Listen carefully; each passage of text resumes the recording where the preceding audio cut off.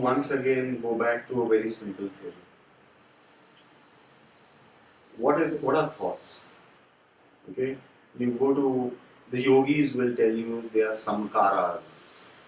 Okay, past life experiences that are coming out from a cellular memory, wherever, aura, ho, from one's deep-rooted consciousness of one's journey. Okay, so let us say I've been a very angry person for lifetimes. In my spiritual DNA, anger will be embedded. Okay, but there is another rule that if I have to merge with a man there, I have to clean my entire DNA. How will the cleaning come up? That emotion will start rising within us. And our job is to observe them and let them pass. What we do is, the poor guy is rising only, we have embraced it and given it more power. Okay? So some people have sexual cravings, and some people have anger, and some people gossip and bitch. Okay? These are all part of, and they're equally in that same thing. Remember one thing, emotion is energy. When you give energy a particular intensity and emotion, it becomes that particular energy. Like Kundalini is rising. If I use it sexually, it means I have got sexual cravings. So I've used the energy for sexual outpouring. Kundalini is rising and I use it in the form of anger, that energy becomes anger. If I use it for sloth, it becomes sloth. But if I don't use it, I let it take its own course, the energy knows where to go. It knows what to feed and what to extinguish. Okay? So thoughts are basically samskaras or past life experiences or desires or needs which keep cropping up. And then when you attach yourself to that thought, you're giving more desire and more intensity and more emotion, and then you're taking it to another karmic level. Okay? So when a thought enters my head, it could be a simple thought that I wish I could shoot all the politicians. There's so much of poverty, there's so much of stuff going on. If I let the thought just go, I don't entertain it or I don't fight it. It means sometime in my past lifetime, maybe I had wanted to assassinate some politician. It has come about, it has gone off. There could be 50 such emotional thoughts attached to this killing of politicians. So 50 times, 100 times this thought is going to rise. Till from my spiritual DNA, this sludge has emptied itself out. Okay? This is one thought, this is one experience, this is one desire. Imagine how many of that are there.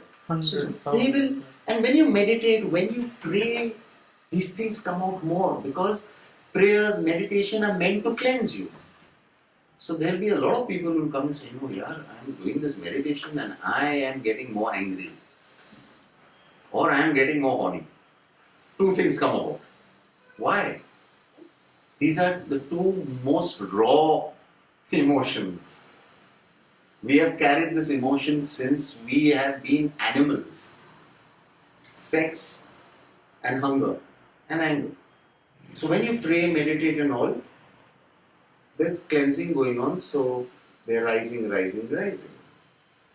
Now either you let them go or you start feeding them energy by thinking of it. The more you think of it, the more stronger they are going to get, and it's going to have a domino effect within you. So one of the reasons why meditation is so important is this also, that it will unlatch the sludge. But our job is to be that of an observer. Our job is not to embrace it or fight it or contemplate or philosophize. Our job is to let it be released. It will release itself from our auric body merge itself with the divine radiance and become the divine radiance. But when we start thinking, I'm a damn bad guy, I had this thought, or what am I doing? I shouldn't be thinking this. We have started giving fuel to the fire. That is where mantra and chanting comes about. That is where being in the moment comes about. That is where focusing on your breath comes about. So that let all this rise and merge with the divine radiance, and you are empty. And when you are empty, then you are filled with the divine energy. Okay? So more focus we give our anger, our hate, our thoughts, our lust, we are fueling them, we are making them from a spark into a raging fire, and eventually we are going to get burnt in that raging fire. This is why it is so important to be in the moment. When you are in the moment, all this cannot touch you. And if you are in the moment, even if these things start, showing themselves, being in the moment, you will not even know when they are passed away. So this is why all our religious books, all our spiritual gurus have been harping, poor guys, silence, silence, silence. Most people take silence as keep quiet. That's not silence. That is to shut up. Silence is here and here in harmony. Meher Baba said silence. What they have done is, at his samadhi, even a child can't giggle. Meher Baba says silence. The child is giggling, let the child giggle. Silence. He was talking about internal silence. We have completely put it as though Meher Baba loved to be, dumb and mute. Silence is a state of mind. Silence is a state of being. I can talk how much ever I want to, but if I am in a centered state, I am coming from a state of silence. It's got nothing to do with the verbal communication. So the best thing that we can do for ourselves is be observant to what is coming out from our spiritual DNA, and 90% will be shit. Let it go. 10% can be contemplated on. That is it. And I think, even in practical day-to-day life, let us say you're working and there's some guy who keeps, spewing negativity. Best thing would be to ignore that person. Now imagine you turning your table, letting your work be, and start to philosophize with that person. You're finished. And unemployed after a while. See, this is one philosophy I like of Baba, which is very practical. He says, any given situation, there are 3 ways of handling it. Any given situation. And all of us may have to use one of those 3 alternatives maybe 20 times a day. We have a relation we are not happy with. It could be a personal relationship. It could be a work relationship. It could be with sibling, parents, wife, husband, children, whatever. Any given situation that we are not happy with, we can handle it 3 different ways. One is, give your best to that situation, to that relationship, keeping a particular time frame. And after the time frame also you feel, no, this is only getting worse, you walk out. Right? Now, fortunately or unfortunately, 99 times you cannot walk out. So your one option is out. So now you're left with 2 options. Knowing you've given your best, knowing you cannot walk out, accept your lot, make peace with that lot, and wherever you can find your space of tranquility or happiness, embrace it. Knowing nothing is going to change. In fact, knowing that is only going to get worse. But you cannot walk out, so this is it. But you know what most of us do? Most of the time we don't give our best. We don't walk out. We don't make peace with the situation. We stew. we fret, we get angry, we get negative. You know, actually there are just three ways. Why are we always choosing the last? And you will see, think about it, most of the times we choose the third alternative. We'll give very philosophical reasons to choose the third alternative. But the fact is we'll choose the third alternative. We'll get bitter, we'll get negative, or we'll play that great card, the victim syndrome. In a day we might have to take 10 times this decision. Fight it out and try and make it better. If it can't get better, walk out. Out of 10 times, 9 times, so that walking out hai nahi. But we will not make peace with the situation. We will, the Pathani Kira will not let go. It will keep at it. We will become negative. We will make that person negative. And we will take it to another level. Now, what if that situation is the final chapter of that karmic cleansing? It's coming up.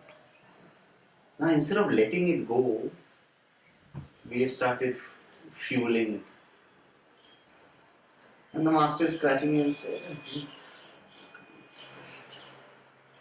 so I believe we are the masters of our heaven and hell. And whoever said it really knew his, work. That we create our own heaven and hell. God and master has no lena dena. And then we say, faith. I have faith in my master. He will take care of this situation. Means you made your master a butler also. Hey, bhaiya, I have faith in you. Now you get the order properly. Don't we do it? No, I have said my prayers. I have a lot of faith in Sai Baba. He won't let me down. My son will become an engineer. Arey, your son shouldn't have passed 4th standard. Engineer to dur ki baat hai.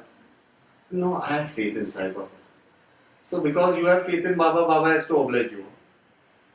It's like he has to pay the price of our faith. The second is, I know I will go through karmic cleansing, but my master will see me through. Once again, your faith is that I know I will go through all this and everything will have an issue, but my master will see me through. Or there is a bus accident and your family member has survived, 10 have died, and he says, see how great my master is. He saved my son. Why? Your master was not great for those other people. What? He killed their children? No. Each one is experiencing their own ramification. Your son has lived not because of your master's grace. Your son has lived because karmically your son had to live. Because if your son lived only by your master's grace, then your master is impartial. He's left 9 people to die. So where is your master in this? I think faith is when you say, I've left it to you, Baba. You know best. Just give me strength and wisdom to go through it. I think then you're talking about faith. Otherwise, everything again is business deals. So we as human beings, we have a taka with everything. It's like our Indians are there even in North Pole. Like I'll be there with a tea stall, hey. So we have our business dealings with everything. Why should we leave God?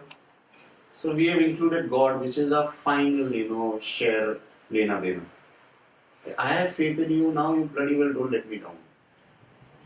Earlier, you go to the villages now, even now, their spirituality is very simple. They'll say, Naseeb hai. Me kelo, nai jalo, maja naseeb. I have done my work, I have given my shot. If it has not happened, God knows best. So it's not a fatalistic approach. It's actually a very wise approach that I've given my best here now, I can't do anything more. But we are losing that, and that is, I think, which is creating angst in everyone. When you see someone less capable than you doing so well, who do you blame? God and Master. Because that poor chap is deaf and dumb, can't talk, quack. We are not telling ourselves that this guy is eating out of his karma. Because that is what the reality is. We are eating out of our ramifications, yeah, our reward points, brownie points.